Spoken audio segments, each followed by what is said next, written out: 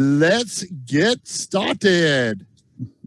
First of all, I'd like to introduce the awesome Mr. Michael Mills. Thank you, Joe. So some of you on the call today already know this, but others don't. See, Joe and I are doing this presentation jointly to our list. So just a quick background check on me.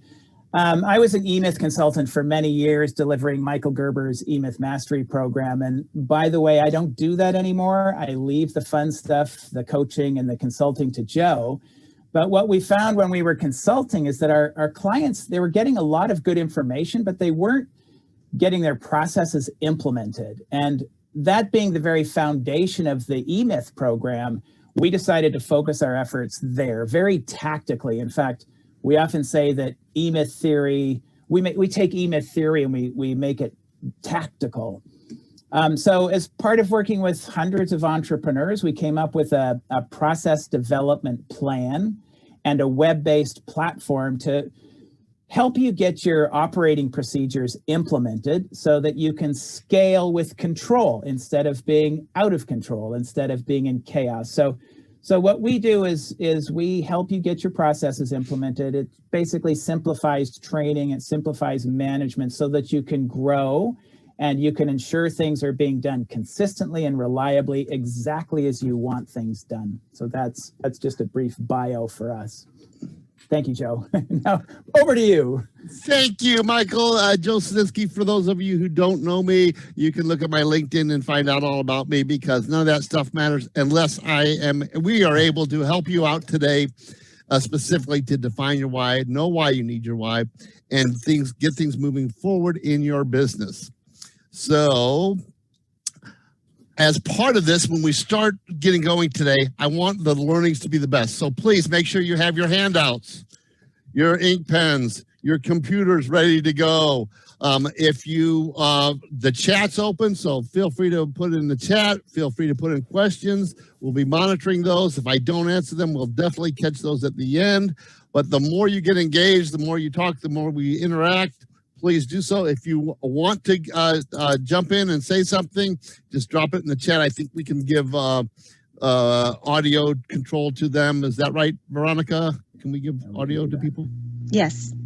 Yay, we can give audio to people. So when we say or think this, I know, what happens? I already know that. You already know it. That's right. When we say or think I know, our brain shuts off. There's a chemical reaction in our brain that I already know that, so everything bounces off.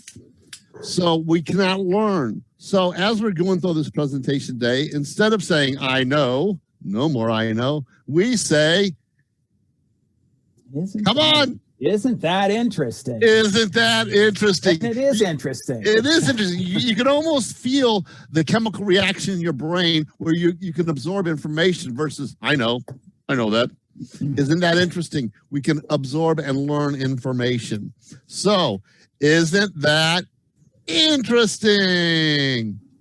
So, let's get started. Why do we have to have a why? What gets you up in the morning? What is your why? As we start thinking about this, what drives you? What gets you up? What do you? Why do you do what you do? What creates your passion? Okay, Simon Sinek's got a great little video. Veronica, could you drop that video in the chat so everybody could copy that? Also, these two great books, Start With Why and Find Your Why. If you have not read these, grab them for your library, read them. I really like Find Your Why, this one, Find Your Why.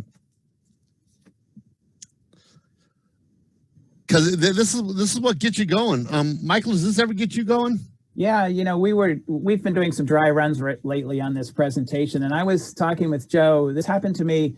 I mean, I'm going to say this. Don't think this happens every morning, but like earlier this week, I was just baked. You know, lying in bed. I was just early in the morning. I just didn't want to get up. It felt like Saturday, but it was Monday or something or Tuesday, and I was lying there thinking.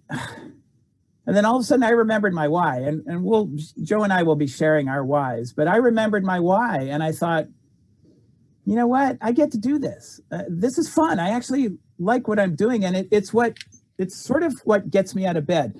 That's not the only reason why you want a why. There are way bigger reasons, but this is a benefit of having a why. I think that's a good way to share this piece.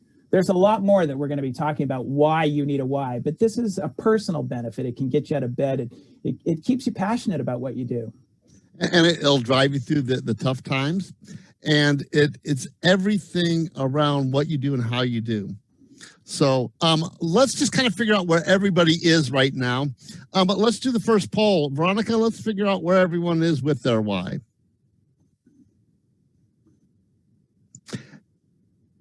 So the good thing about this poll, be honest. We can't see who is saying what, but we're really interested of all the people today. Do you know your why? So you might have thought about this. If you know what your why is, but you haven't written it down, then the answer is yes. If you haven't ever gotten to the answer, then the answer is no. The second question, do you have your why statement written down? It's really important that you get it out of your head and on paper. And what Joe and I say is that if it's not written down, you don't own it. You don't have it. It's not there. It's just, it doesn't exist. If you can't show it to me, it doesn't exist. Right. So if you don't have your why statement written down, then the answer is no. If you don't have your why statement written down, it's very hard to share it with your team. And we're going to talk a little bit about that as we go in. And then the third question, have you thought about this question and its meaning in the past? I mean, some consultant, it could have been Joe, it could have been me in the past. We've asked you about, do you have a why? We've done a presentation on it. And you probably at that point thought, this is pretty cool. I should do something about that. And then you go back to work and you're not focused on it. So have you thought about it? Yes. Have you not thought about it? No. If you can't remember, can't remember. Okay, let's see the results. Oh, 64% actually know their why. That's you cool. have a why statement written down. Oh, look, it drops down to 30%. Get out a piece of paper, write it down. Right. You got paper and pencil, or put it in the chat. We'll be doing a little bit more of that. Have you thought about this? 100% have thought about it. Fantastic. Well, they could have been thinking about it, Joe, because we've been pumping people with emails about your why for the last couple of weeks. So maybe they've been thinking about it. Well, that's good, because that will make this workshop even more powerful for everyone.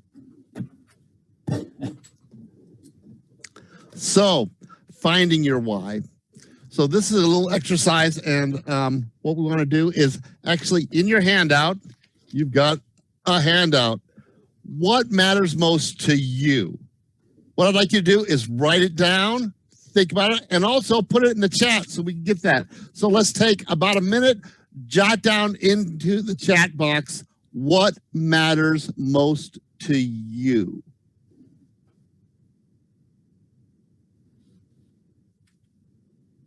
I'm going to put mine in there, Joe, just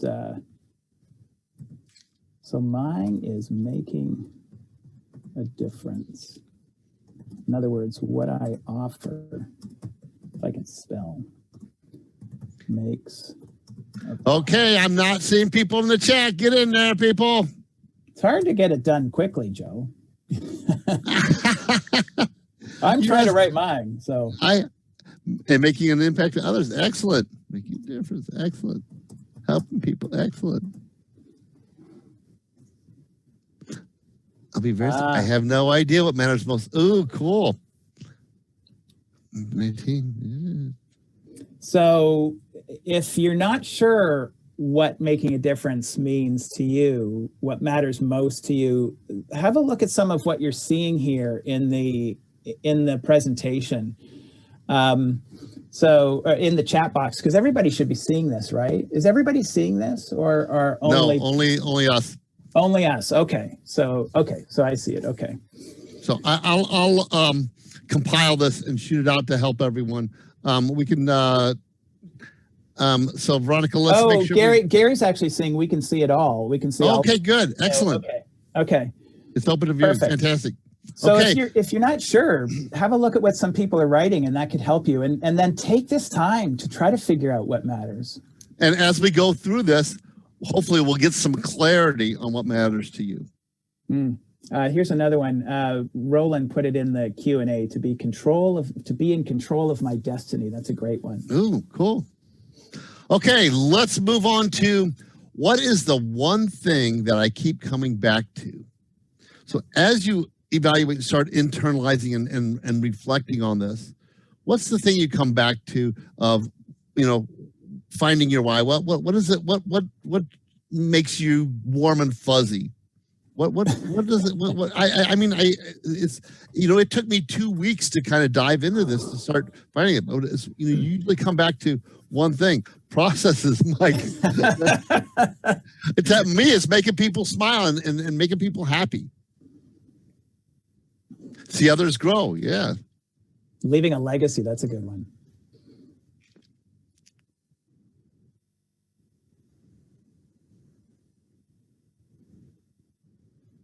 Okay, this question gets a little easier. What would be lost if this organization ceased to exist?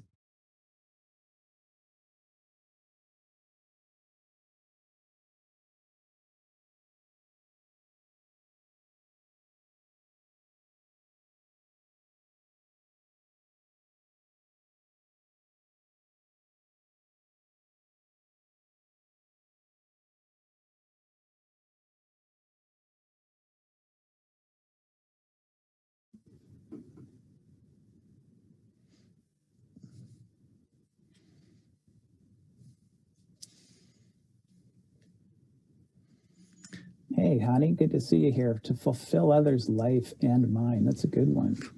Cool. We wouldn't be the best plumbing company in Temecula. There you go. I like Temecula.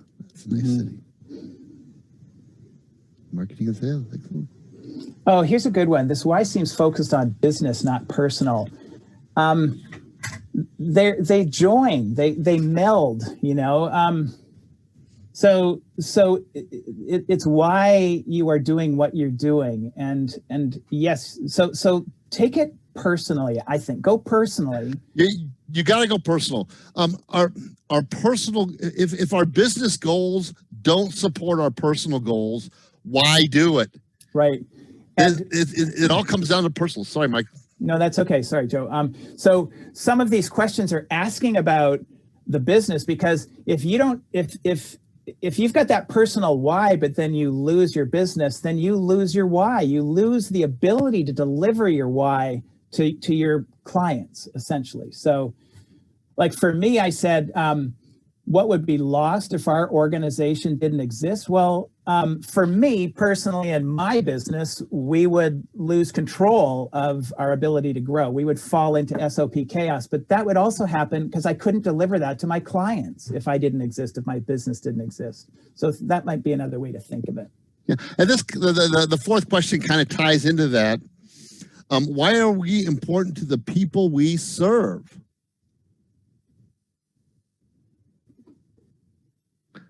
Oh, Deb's here. We can only see info that are sent to all panelists and attendees, but it defaulted to all panelists, so we can see all of it. Okay, good. Great, Deb. Go. Cool. Hey, Debbie, I want to know what your why is. You can see me smiling, right?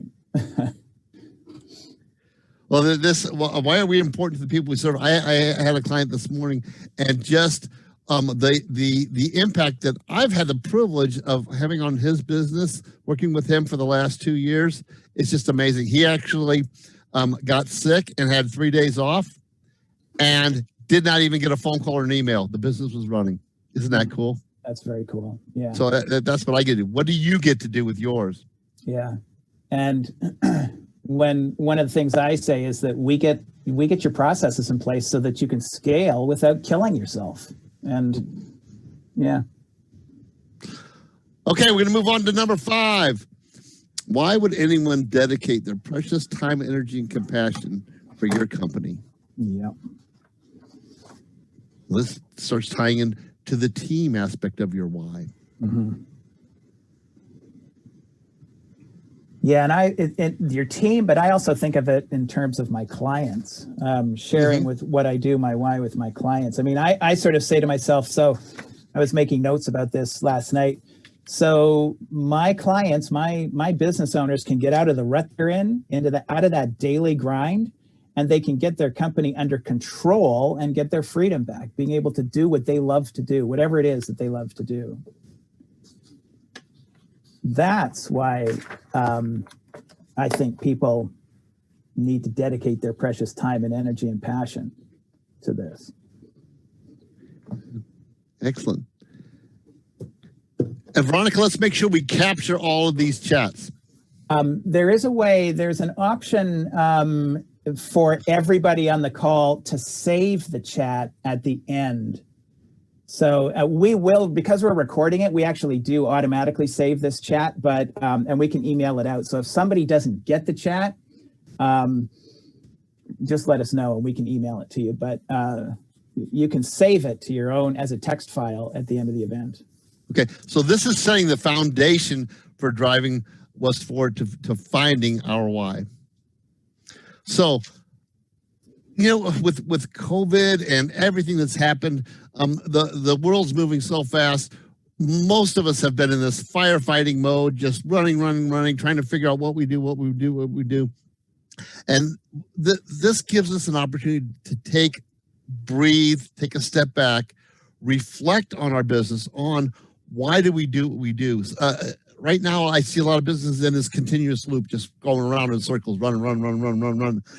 By defining our why, it all of a sudden we can start going, okay, what decisions do we make are based on our why and our purpose? Our why really is our purpose. And we'll get into that a little bit more. But when we start focusing on making decisions based on our why or our purpose, the world starts changing. It makes it much easier to make decisions. It makes it much easier to do a lot of things in the business. So as you're taking this time to reflect and figure out why is this important, it's built on everything else. So why have your why? You know, as we've been talking about, it's the foundation for your goals. As you set your goals, it's based on why you do what you do. Everyone should have your SMART goals moving forward. And how can you develop your goals if you don't know your why? It's the core to everything. And Joe, for the TouchStone clients that are out here, your why is your purpose. When we talk about vision, which is mission, purpose, and values, your why is your purpose. It's a huge part of your strategic planning, your management meeting processes, making sure you get the right people on the bus. I'll probably speak to that later, but it's the why. Think of your why as your purpose. And you know, most people know what they do and how they do it, but don't take the time to understand your why you do what you do. What about your why for your team? What gets them up in the morning? Why did they have it? What's, you know, their why? Because the why isn't just about you. It's about your company, your team, and your customers. Can I say something to this, Joe? Please. So I was just saying something about this, the why, the purpose, part of your vision, mission, purpose, and values. The why is part of your culture. Most entrepreneurs, they don't consider the importance and value of having a corporate culture. A lot of people think they're too small to have a corporate culture, but culture matters no matter how big your company is. Even if you're one person, you've got to have this culture. So you got to get great people on your bus. You know, that's a great Jim Collins metaphor. And getting good people on your bus means, among other things, that they believe in your purpose, in your why. If you don't have your why defined, how are you going to be able to share it? How do you communicate it? How are you going to know if all of those people on your bus believe in you and believe in your purpose? And so that's how you make sure that you've got the right people on the bus. It's because if that bus is filled with people who should be there, you're going to be successful. And if they're filled with people who shouldn't be there, your success, your ability to grow and thrive, it's threatened at the very core. So if you want a winning team, you got to start by creating a winning culture. And that includes your why. So this is really, really valuable and really important. Come on, Mike. I got to have the Michael or the Peter Drucker quote. I got to have it. Yeah. So basically, culture eats strategy for lunch. Although, yeah, that's a great Peter Drucker quote. So thank you for reminding me about that. Yeah, absolutely. Peter Drucker is the founder of modern management. And if you haven't read some of Peter Drucker's stuff, please, that's another recommendation. I got, give me a ring and we can talk about your development. So your why is all about that. It is defining your culture. It's a big piece of it anyway. Yeah. Yes. So define your why. A successful why should be simple. It shouldn't be this big old long. I remember in the 80s we did vision and mission statements that were 16 paragraphs and nobody could remember any of it. It needs to be simple, clear, actionable, and focused. So in your handout, you've got some room to take notes there. So a couple of examples of defining your why. Apple, think different. Remember that 1984 commercial with the, okay, I'm dating myself, aren't I? Yeah, what about Disney? Their why is, we're in the business of telling stories. Wow, simple, clear, and it's the why. Let's see, Southwest. To be the champion for the common man and to make air travel accessible to all. Simple, clear. Make sense? Having fun? Let me give you this. I'll give you that link to the Apple. Here, let me put it in there. Oh, the Apple video. Yeah, let me put it right in here. Control V.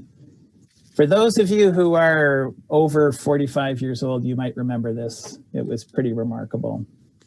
The 1984, it was a Super Bowl commercial, wasn't it? I think so, yeah. Yeah.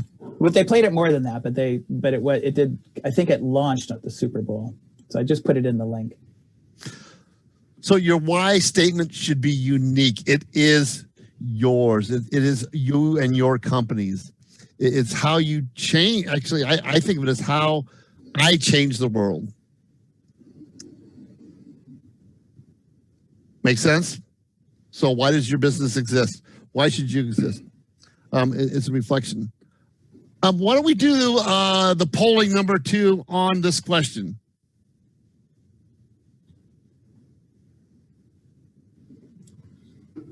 So have you identified your organization, why it exists? What's the value that you offer your clients?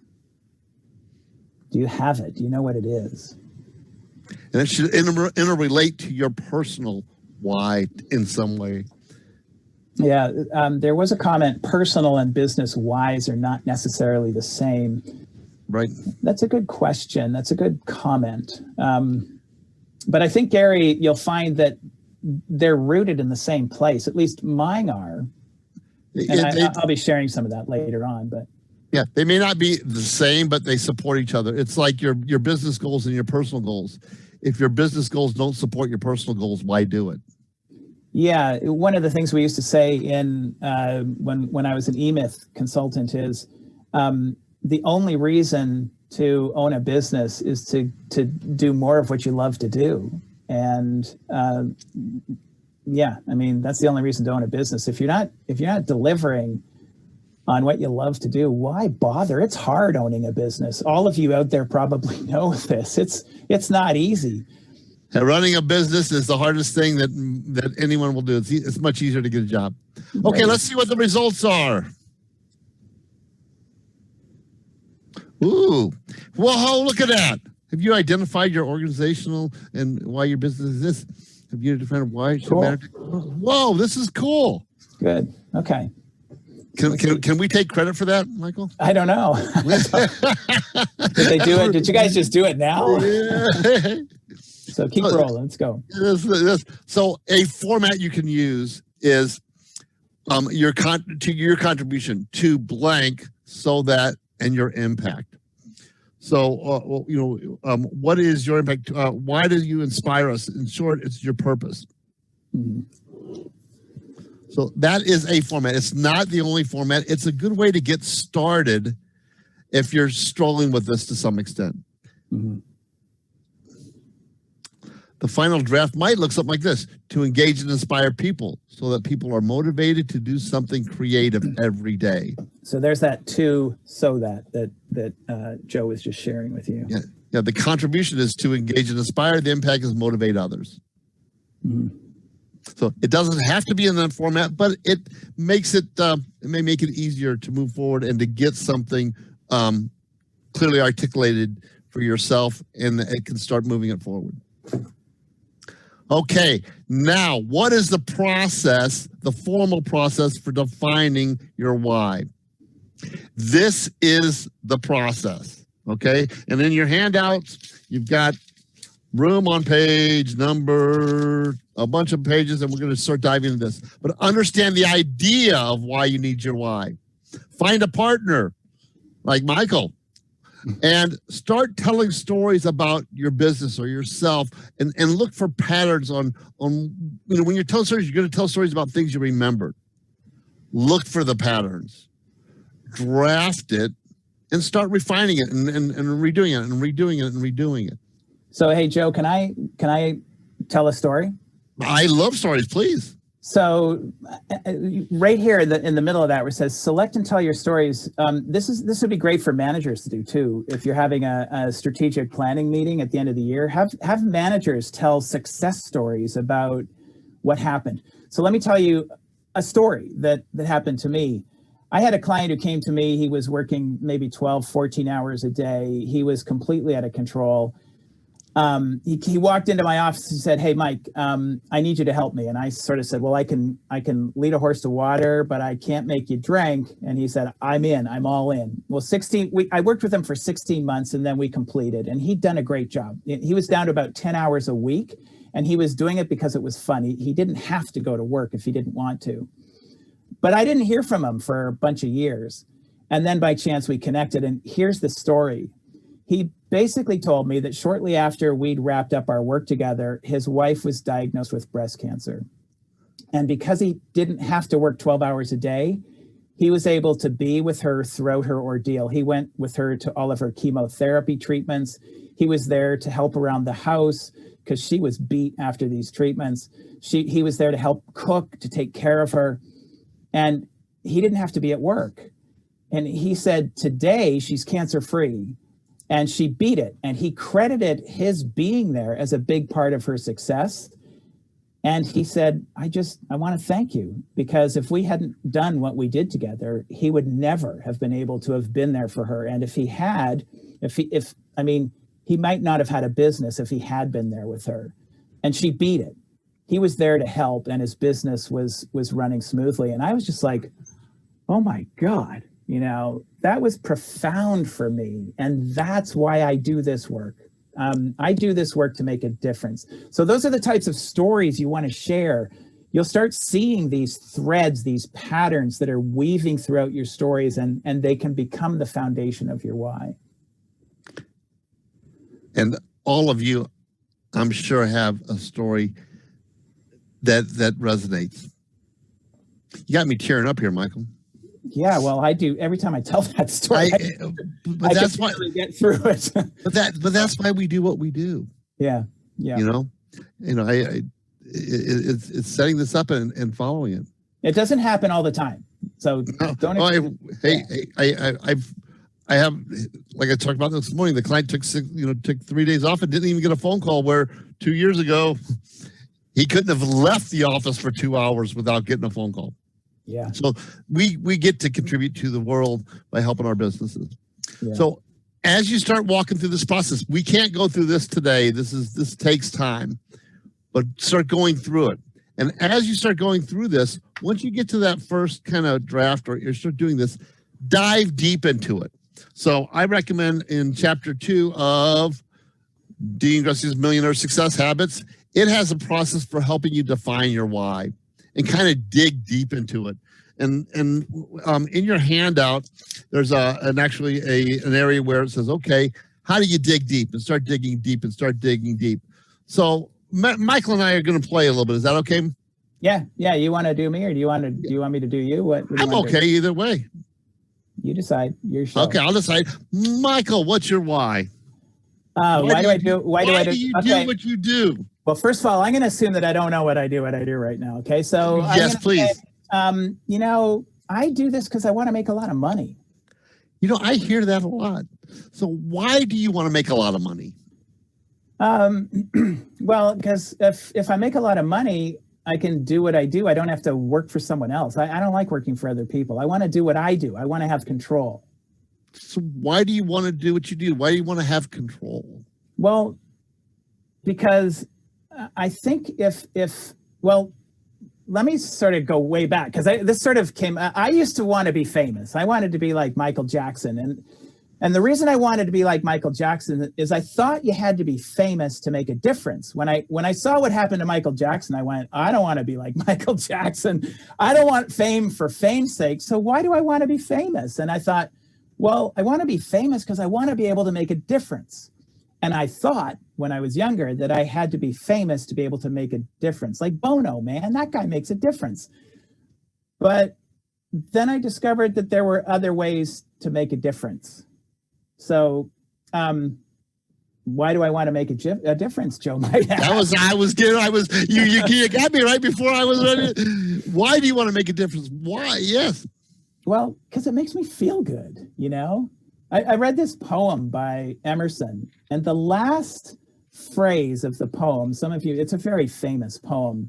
The last frame, I wrote it down, it said, to know that even one life has breathed better because you have lived, this is to have succeeded. So I do this to feel like I have succeeded in my life. That's bottom line.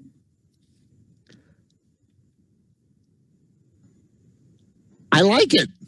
I think that's it. I think because why you do that? It's so you're gonna feel that's that personal connection, right. And you're helping other people. Yeah, makes me feel good. I can make a difference. So all of those are elements of my why. I actually bring all those into my why. And as I went through this, it came down to very similar. I like to make people happy because that makes me happy. Mm-hmm. Yeah. And we'll get into that a little bit more later, but what it does, I mean, we do this to enjoy things. So why do you do what you do? We dive into it and dig deep, get that feeling. I mean, if you're not crying when you're defining your why, you're probably not digging deep enough. Yeah, you're not feeling it. You're not feeling it. You got to feel it. You got to feel it. It comes from inside. So why does it come from inside? Right. Oh, well, we can talk about the aspect of from a scientific perspective. It should, because our why is what we believe is our cause, is what drives you. It hits our limbic brain, and this is our feelings, behavior, our decision making. This is our feelings. The what we do and how we do it, that's all rational and analytical. That is that's your thinking brain, that's your logic. But the heart is what matters. And when we get down to the heart, everyone that's been through sales training has been, do people buy on logic or emotion? It's emotion. They buy on emotion. Yeah, and we use our logic to justify it. Realistically, we buy on emotion, we use logic to justify it. Our why is about emotion. It's about feelings. It's why we do what we do. It's inside. It's not rational, analytical, or thoughts. It's really inside. Yeah, does this make sense? Yeah, you've got to feel it. If you're feeling it, then it's going to execute. It's going to show up. If you're not authentic, when you're feeling something, you're authentic. And if you're not feeling it, then you're not. But I almost said the BS word, but you don't want to BS people. You want to be real. So it's really helpful to find it. And if you're feeling it, you've probably found it. Yeah, and if you're not feeling it, keep digging. Yeah, and get somebody to we go back to the process. Get somebody to do it with you. Mm-hmm. Bounce the stories off. Dig deep. If you're a bigger company, listen to the stories of what your employees talk about. Have a meeting and talk, and just talk about the stories and start trying to define this. This is not an easy process. At least it wasn't for me. It took me 2 weeks to really dive into, why do I do what I do? Yeah. Well, we do this a lot in when we're working in TouchStone. We talk about strategic planning. Part of the strategic planning process, which is, remember, mission, purpose, and values. And that purpose, we always get the vision, we always get the values, but that purpose, it's tough. The purpose that ties into your culture. Yeah. Because your why actually starts defining your culture.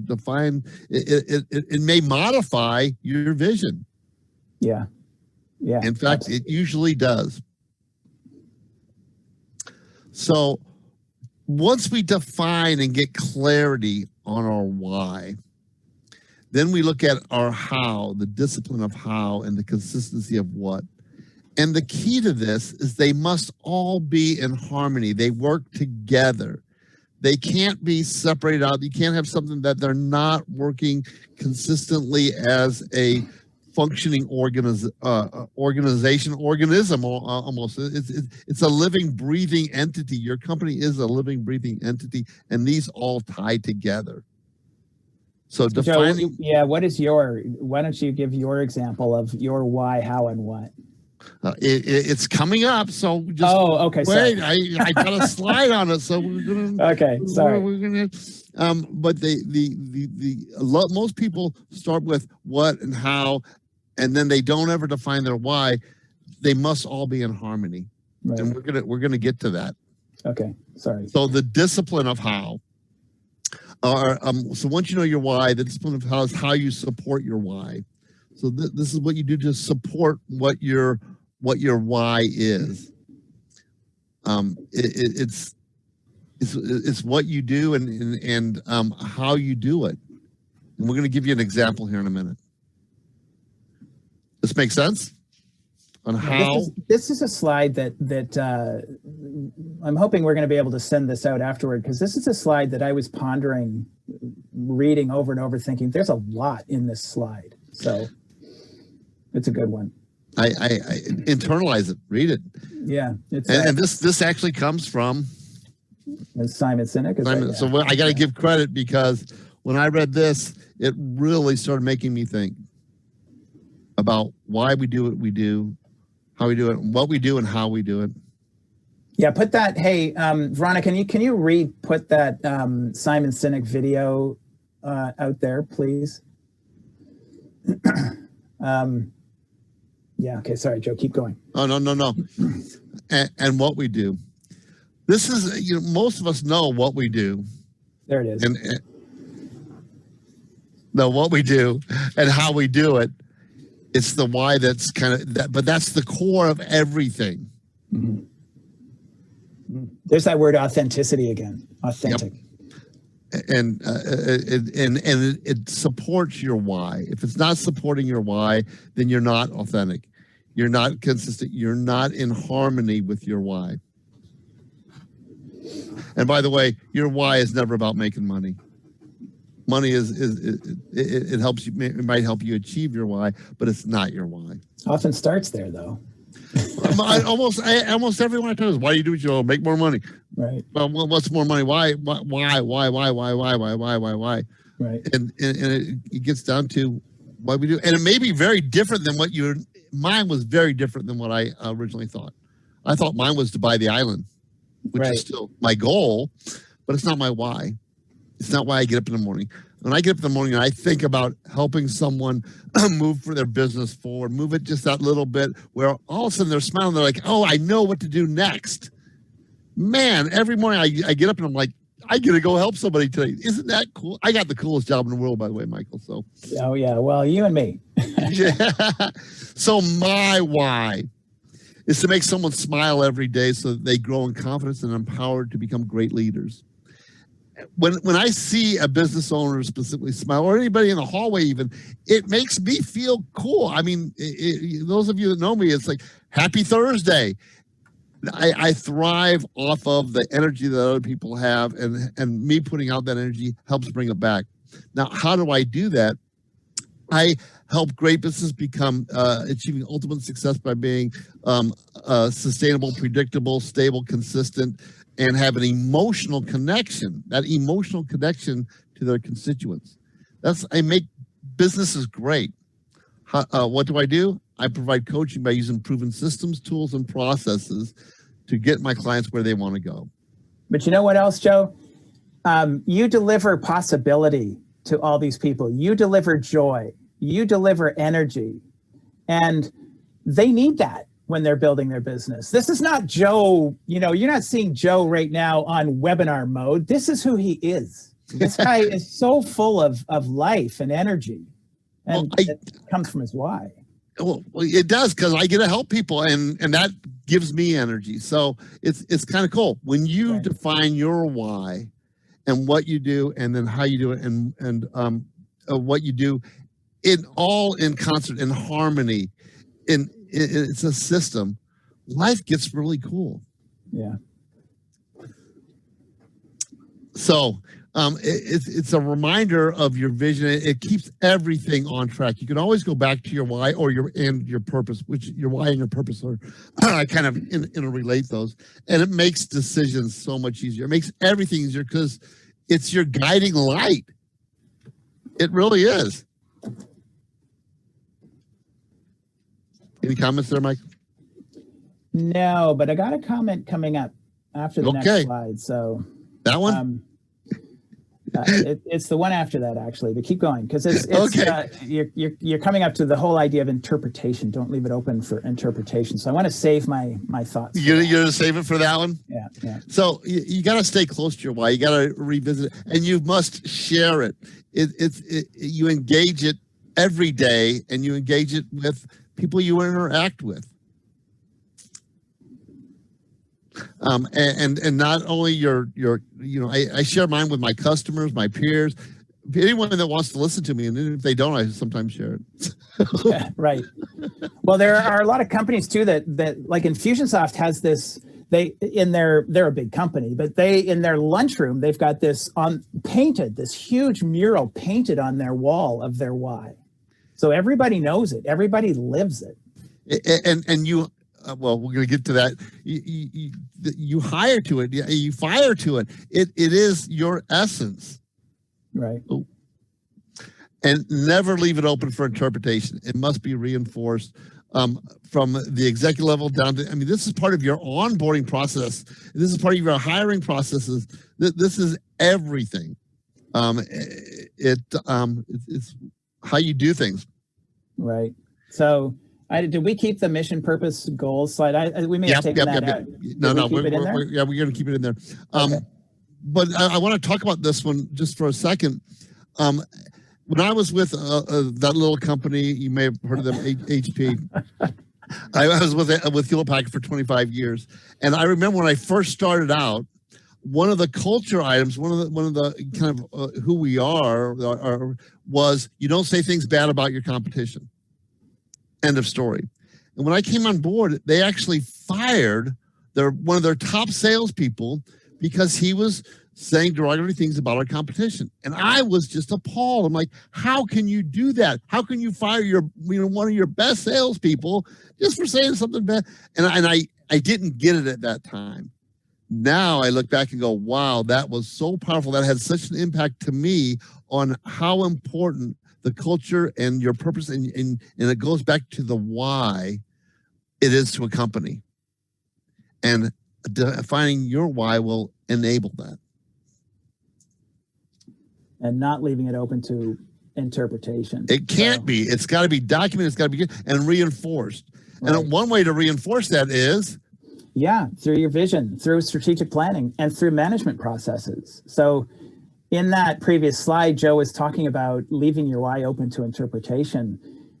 Everyone needs to know what your why is. And to communicate your why, I think it's a great part of your strategic planning process. And in fact, there's a process in TouchStone that has an agenda for what your annual planning meetings look like. And one of those meetings is about sharing stories, sharing wins and successes, and what clients are saying about you. And that's a great opportunity to see if people are part of your why. So at each annual strategic planning meeting, you can revisit this vision. And obviously your vision includes your big, hairy, audacious goal. That's your mission.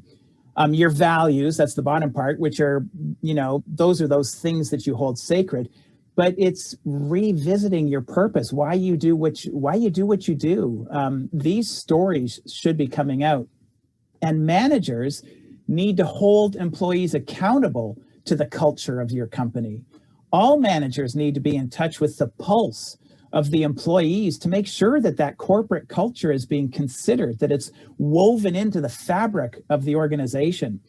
If you've got dissension, cynicism, sarcasm, these things need to be nipped in the bud because they will become a cancer in your organization. It will steer you away from that culture that needs to be remembered and maintained. So, share this, keep sharing it, and have processes to share it. And we have several processes that we can share with you as TouchStone clients. And Michael is the process guy. Yeah, he loves processes. So that was actually a thing that says, what do you do after you define your why? Well, excellent. So it gets incorporated into everything. It gets incorporated into your vision, into your goals, into your company culture. It becomes part of how you hire, how you fire. And it drives everything. It's really part of your mission. It becomes part of your collaborative atmosphere. Everyone needs to buy into the why. Otherwise, they probably shouldn't be there. Mm-hmm. Michael, you and I talked about that the other day. Is like, if they don't buy into why, they self-select out of the interview process because they probably don't need to be there. You were talking about hiring somebody the other day and kind of how you discuss that. And they kind of said, maybe this isn't the right place for me. Yeah, it's a great opportunity to see people who shouldn't be there. And defining that and then communicating it through your interview process, through your marketing. People don't buy what you do and how you do it. They really do buy your why. I mean, think about Apple. It's a subculture almost, or probably not a subculture. It's a big culture now, huh? But you buy Apple because you believe in Apple. People that love Southwest fly Southwest because they love what they do. What is yours, and how do we start communicating that into our marketing, into our PR, into our advertising, into everything we do? Including Make sense? Including hiring. Including hiring and including firing. If someone's not aligned with your culture, you need to, it's an energy suck on the organization. I just had this conversation, slightly different type, but hire slow, fire fast. Mm-hmm. If it's not a good fit, it's the wrong person, wrong bus, wrong seat, wrong time. Yeah, next week we're doing in our management scaping course, we're focusing on evaluations, the 30, 60, 90-day evaluation, and then the annual evaluation. And these need to be processes. Anyway, keep going, Joe. This is a great slide. I just want to point out that someone in the chat said you learn as much from your setbacks as you do from your successes, which is sort of appropriate to this slide. Actually, I think you learn more. Mm-hmm. You learn more from your failures than you do from your successes. Mm-hmm. And if you can approach failures as opportunities, that's one of the big things we stress. So much to learn from them. My dad always said, there's two ways to learn. You can learn from your own failures or you can learn from others. And he says, Joe, I don't know why you always have to learn from your own. Right. so that's why I try to read a lot of books, is learn from other people. But we learn from our mistakes. We learn from the breakdowns. We don't learn nearly as much from our successes. Once you define your why, it also is going to get you through the tough times. Mm-hmm. COVID has been a very, very tough time for a lot of businesses. A lot of businesses didn't make it. Even though their why, it was just out of their control. I mean, couldn't pivot fast enough, but your why will get you through the tough times. It'll get you through the times that recruiters come and try to steal your people. because they'll be tied to the organization emotionally, not just financially. So defining and what your why is defined, you'll get through the tough times.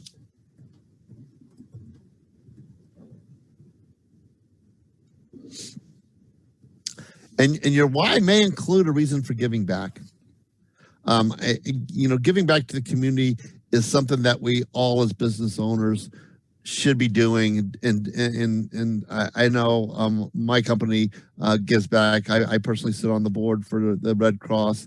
I'm a chairman for the College of Adaptive Arts. So I do work with this government. All of us give back to the community because that's part of why we do what we do, to help people. And it's giving back. So I'm hoping as you develop your why, you work that in with giving back must be an integral part of your company and your why on why you do what you do. It's not about you, it's about what we can do for other people. Michael, comments? I agree with you, Joe. I think it's really important to deliver your why, to share all of that with other organizations outside of yourself, to give and then receive from the giving.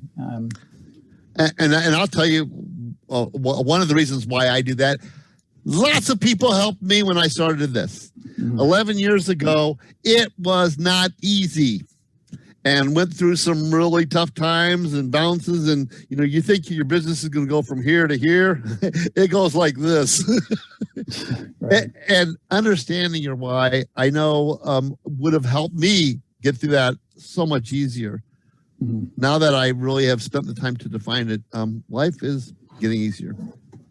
And you must celebrate your milestones, celebrate your wins. As you're starting to put this together, you must do the happy dance or get your ice cream social.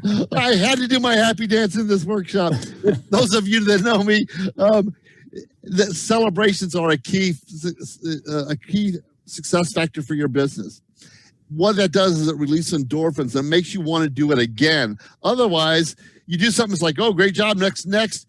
And your subconscious mind starts going, man, the more I do, the more I have to do. I'm not sure if I want to keep doing this. Celebrations make it worthwhile. Make it like, oh, that was cool. You got to do that celebration. You got to take that time out and say, woohoo. Ice cream socials are fun. They're good. Whatever you do to celebrate personally and company-wide. Yeah, celebrate getting your why done. I think you should all celebrate getting your why done. So, as we go through this, as you saw, this is a process. Almost everything in business is a process. There are very, very, very few people problems. Most problems are process problems. I had a client yesterday that says, no, I got a bad employee. I said, no, you had a bad hiring process because you hired the wrong person. And they were like, oh, so how do you change your process? And Michael, do you know anybody that's really good at processes? Well, yeah. Well, we've been doing this a long time. For more than 20 years, we've been focused on processes. And for those of you on the call today who are not TouchStone clients, we do have a free offer.